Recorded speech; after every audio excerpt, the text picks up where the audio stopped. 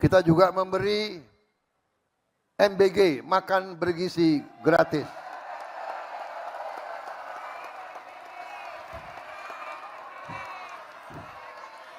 Saya bertanya kepada saudara-saudara, MBG bermanfaat atau tidak?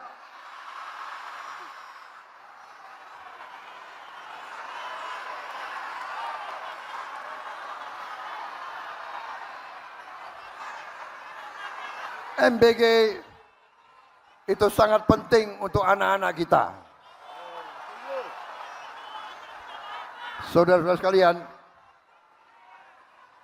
anak-anak kita banyak yang mengalami kurang gizi. Badannya kecil, selnya tidak berkembang. Ya. Dengan MBG, ekonomi kita hidup di mana-mana, saudara-saudara sekalian. Ya, rakyat butuh telur, rakyat butuh daging, rakyat butuh sayur, susu, ikan. Ekonomi kita hidup, petani-petani kita dapat penghasilan, saudara-saudara sekalian. Uang ini semua beredar, Indonesia tambah kuat, Indonesia tambah sejahtera, saudara-saudara sekalian. Kita juga, saya perintahkan tadi, sudah saya umumkan, kita akan membangun 1 juta rumah. Dan kita akan berjuang, segera kita bangun 1 juta rumah ini. Ini juga nanti akan menghasilkan pekerjaan yang banyak. Bayangkan, 1 rumah membutuhkan 5 orang bekerja. Berarti tiap tahun mungkin kita bisa menciptakan jutaan lapangan kerja. Saudara-saudara sekalian, saya kira cukup sekian dari saya.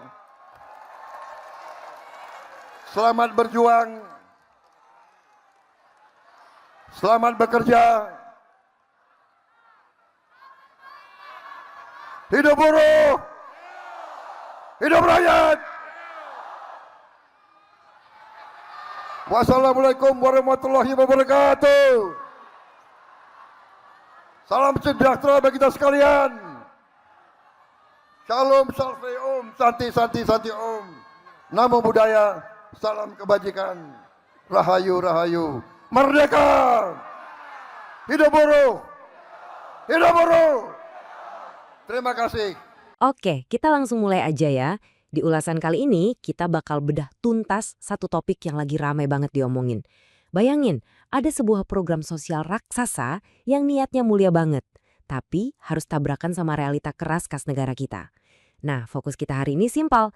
Gimana caranya kita nyimbangin niat baik ini sama hitung-hitungan ekonomi dunia nyata, dan pastinya ngeliat langsung efeknya buat masyarakat di lapangan. Nah, coba bayangin kalian ada di posisi ini. Makan bergizi gratis atau MBG ini sebenarnya bermanfaat nggak sih? Ini bukan sekedar pertanyaan iseng loh. Pertanyaan tajam ini langsung dilempar ke ribuan massa, persis di peringatan Hari Buruh kemarin, tanggal 1 Mei 2026. Biar lebih kebayang, kita masuk ke bagian pertama. Pertanyaan di Hari Buruh, tepatnya pas May Day 2026 di Monas. Jadi ceritanya gini, di tengah ribuan pekerja yang lagi kumpul nyuarain hak-hak mereka di Monas, Presiden Prabowo Subianto naik ke atas panggung. Di momen itu beliau ngasih penekanan kuat soal jaring pengaman sosial. Intinya, pemerintah punya komitmen buat ngasih perlindungan sosial yang skalanya benar-benar masif ke masyarakat.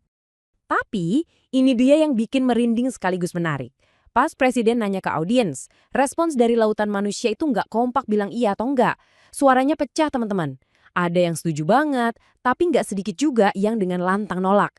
Reaksi yang kebelah dua ini tuh jadi potret sempurna betapa publik kita emang lagi beda pendapat soal program makan bergizi gratis ini. Sekarang kita lanjut ke bagian kedua. Kita lihat sebenarnya apa sih visi besar program MBG ini, terutama buat mendorong kesehatan dan ekonomi. Terlepas dari pro dan kontra tadi, Presiden benar-benar yakin kalau program ini tuh game changer banget. Kenapa? Pertama, buat nekan angka gizi buruk dan stunting pada anak-anak kita. Kedua, ini soal masa depan. Mastiin sel dan fisik anak-anak bisa berkembang maksimal. Dan yang ketiga, ini bukan cuma urusan nutrisi, tapi juga disiapin jadi mesin pendorong buat ngebangkitin ekonomi nasional secara keseluruhan.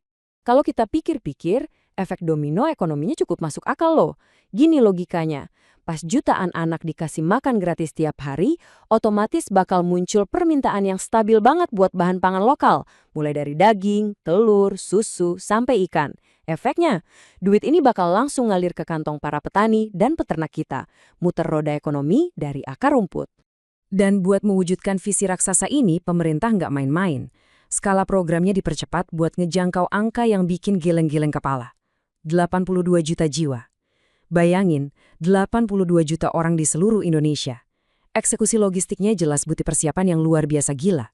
Tapi, disinilah letak inti masalahnya. Program supermasif ini bawa tagihan yang gak kalah raksasa.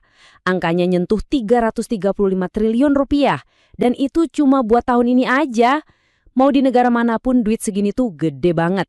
Dan pasti langsung berasa ke postur keuangan negara. Makanya, kita masuk ke bagian ketiga nih. Peringatan keras para ekonom tentang ancaman defisit anggaran. Dengan budget segede itu, pertanyaannya, aman gak sih buat dompet negara kita? Disinilah niat sosial mulai tabrakan sama realita hitung-hitungan fiskal. Para pakar mulai angkat bicara.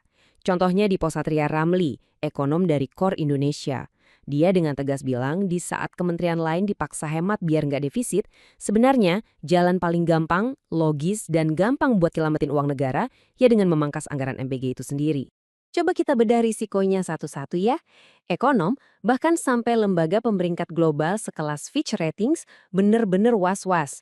Kalau skala MBJ ini dipaksain semasif itu, defisit APBN kita bisa jebol ngelewatin batas aman. Bayangin aja, kementerian lain disuruh ikat pinggang, tapi pengeluaran negara malah berisiko lepas kendali gara-gara satu program ini. Ini sinyal bahaya yang pasti direspon sama pasar keuangan. Terus solusinya apa dong? Kita bahas di bagian keempat, opsi penyelamatan anggaran alias jalan tengah dari para pakar. Emangnya ada cara buat nyelamatin APBN tapi tetap bisa bantu masyarakat real yang butuh? Nah, guru besar IPB University, Prof. Didin Damanhuri, punya hitungan yang bikin kita mikir dua kali. Kata beliau, kalau pemerintah mau ubah strategi, dari yang awalnya bagi-bagi ke 82 juta orang seharga 335 triliun, jadi lebih fokus nembak spesifik ke daerah-daerah yang angka stunting dan gizi buruknya tinggi, biayanya langsung terjun bebas, cuma sekitar 40-50 triliun rupiah aja. Penghematannya gila-gilaan kan? Lewat penghematan itu, sisa ratusan triliun rupiahnya bisa diselamatin. Uang segunung ini bisa dipakai buat tameng nahan defisit atau jadi bantalan kalau tiba-tiba harga minyak dunia naik dan ngaruh ke harga barang.